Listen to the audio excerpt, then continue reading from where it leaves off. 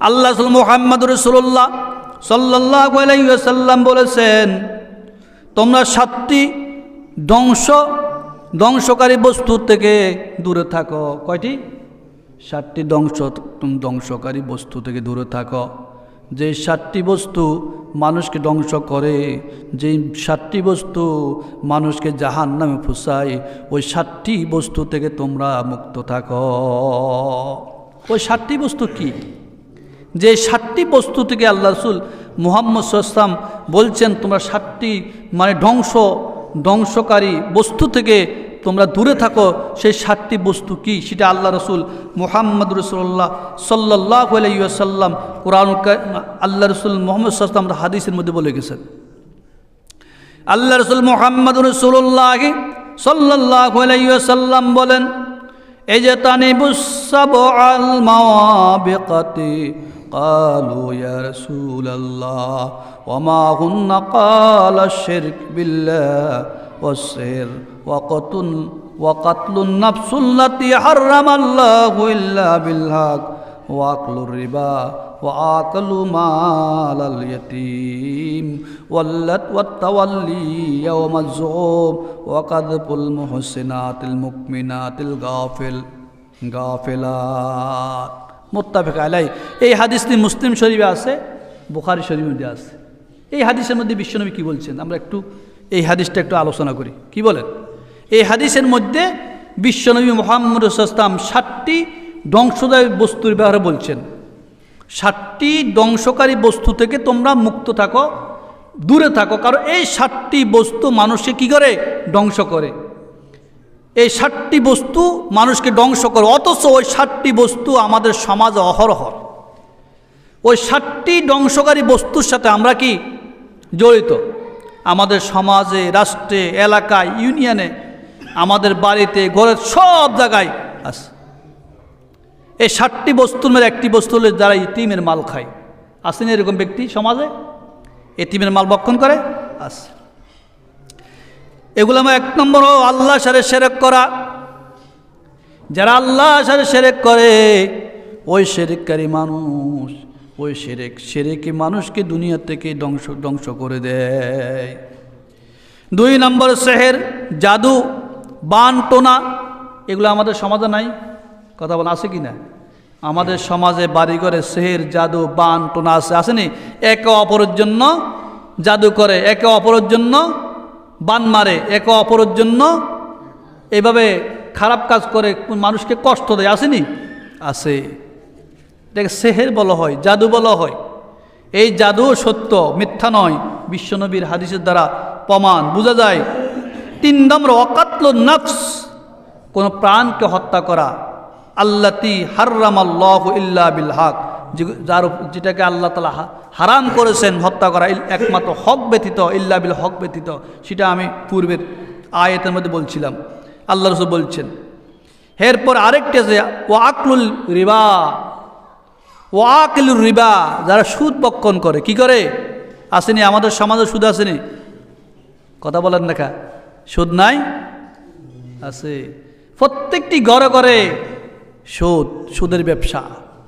সুদের ব্যবসা, গ্রামীণ ব্যাংক, আশা, ওই যে বিভিন্ন সংস্থা, যে সংস্থাগুলো মুসলমানের সংস্থা নয়, যারা ইহুদি, নাসারা, খ্রিস্টান, ওদের কিছু সংস্থা আছে। ওই সংস্থার মাধ্যমে তারা আমাদের সমাজের নিরীহ যারা মানুষ আছে, হতদরিদ্র লোক আছে, এদেরকে টাকা দেয়। মাসে মাসে আবার সুদ নেই। 1050 টাকা, 1020 টাকা, 30 টাকা, শতকরা 10 টাকা, 10%, এইভাবে নিচ্ছে। এটা হলো ধ্বংস। এই সুদের কারণে এটা মানুষের উপকার নয়। এই সুদের কারণে সমাজ ধ্বংস হয়ে গেছে। সমাজের ওই সমস্ত পরিবারগুলো আরও দিন দিন অধঃপতনে যায়। যে সমস্ত হতদরিদ্র লোকেরা এইভাবে কিস্তির উপরে, সুদের উপরে টাকা নেয়, আর ওই টাকাগুলা সেই বক্ষণ করে, আর প্রত্যেকটি সপ্তাহে সপ্তাহে তারা আপনার থেকে কি তাদের আসল নিবে, আসলের সাথে কি দিবে, মানে সুদের টাকাও নিবে। কিন্তু যারা এটার সাথে জড়িত তারা বুঝে এটা কি আসল লাভ না লস। আসেনি সমাজে? আসেনি? আছে। এটা মারাত্মক কবিরা গুনাহ। আল্লাহ রাসূল বলছে যে সুদ খায় সেও গুনাহ করলো, যে সুদের পক্ষে সাক্ষী দিল সেও গুনাহ করলো, যে সুদের পক্ষে লেখলো, সে সুদের কাগজ লিখছে সেও কি কবিরা গুনাহ করলো। আর সুদের সর্বনিম্ন জেনা হলো মায়ের সাথে জেনা করা, আর সর্ব বড় গুনাহ হলো আল্লাহ তার রাসূলের সাথে জিহাদ করা। নাউজুবিল্লাহ। এই আয়াতের মধ্যে বিশ্বনবী মুহাম্মদুর রাসূলুল্লাহ সাল্লাল্লাহু আলাইহি ওয়াসাল্লাম 7টি ধ্বংসকারী বস্তুর ব্যাপারে বলেছেন। আল্লাহ রাসূল মুহাম্মদুর রাসূলুল্লাহ সাল্লাল্লাহু আলাইহি ওয়াসাল্লাম বলেন, ইজতানিবুস সাবআল মাওয়াবিকাত। قالوا يا رسول الله وما هن؟ قال الشرك بالله والسحر وقتل النفس التي حرم الله إلا بالحق وأكل الربا وأكل المال اليتيم والتوالي يوم الزهوب وقذف المحصنات المؤمنات الغافل। আল্লাহ রাসূল মুহাম্মদুর রাসূলুল্লাহ সাল্লাল্লাহু আলাইহি ওয়াসাল্লাম বলেন, ইজতানিবুস সাবআল মাওয়াবিকাত, এবং 7টি ধ্বংসকারী বস্তু থেকে তোমরা দূরে থাকো। সাহাবায়ে কেরাম বললেন, কালু ইয়া রাসূলুল্লাহ ওয়া মা কুন্না, হে আল্লাহর রাসূল মুহাম্মদুর রাসূলুল্লাহ সাল্লাল্লাহু আলাইহি ওয়াসাল্লাম, সেই 7টি ধ্বংসকারী বস্তু কি আমরা তো জানি না।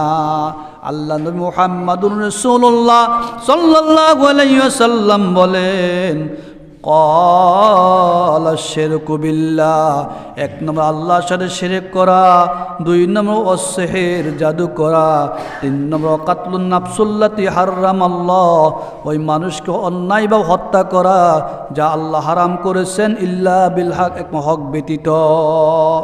ওয়া আকলুর রিবা, সুদ বক্ষণ করা, ওয়া আকলুল মাল আল ইয়াতীম, এতিমের সম্পদ বক্ষণ করা, ওয়াত্তাওয়ালি ইয়াউমাযুব, যুদ্ধের ময়দান থেকে ফিরিয়ে আসা, ওয়া কাযবুল মুহসানাতিল মুমিনাতিল গাফিলা, মুমিন মানে পবিত্র নারীর উপরে মিথ্যা তহমত দেওয়া। এই 7টি বস্তু হলো ধ্বংসকারী বস্তু। এই 7টি বস্তু থেকে তোমাদেরকে মুক্ত থাকতে হবে। নাউযুবিল্লাহ। আসেনি এই 7টি বস্তু আমাদের সমাজে আসেনি? কথা বলেন তাকে। 7টি বস্তু আমাদের সমাজে আছে কিনা কথা বলেন। এই 7টা বস্তু মানুষের ঈমান ও আকীদাকে ধ্বংস করে, মানুষকে পৃথিবী থেকে ধ্বংস করে। এই 7টা বস্তু, এই 7টি বস্তু আমাদের পরিবারে, আমাদের সমাজে, আমাদের রাষ্ট্রে, আমাদের এলাকায়, আমাদের ইউনিয়নে, প্রত্যেকটি জায়গায় আছে। শিরক আছে, গায়রুল্লাহ সাথে শিরক করা, আল্লাহ ছাড়া আল্লাহর সাথে অন্যকে কি শরিক করে।